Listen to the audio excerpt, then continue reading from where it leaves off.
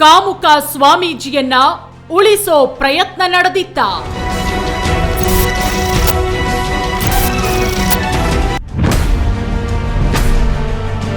ಗೋವಾದಲ್ಲಿ workout plan ಮಾಡಿದ್ರ Arsikere BJP leader.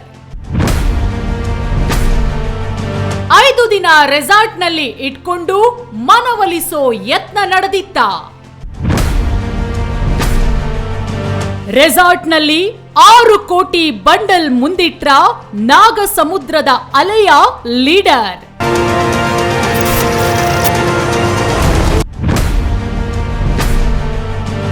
Seven star ರೆಸಾರ್ಟ್ನಿಂದ ಆ ಮಹಿಳೆ ಎಸ್ಕೇಪ್ ಆಗಿದ್ದೇ ರಣರೋಚಕ. ಸ್ಪೀಡ್ ನ್ಯೂಸ್ ಆಫೀಸ್ನಲ್ಲಿ ಫುಲ್ ಸ್ಟೋರಿ ಬಿಚ್ಚಿಟ್ಟ ಸಂತ್ರಸ್ತೆ.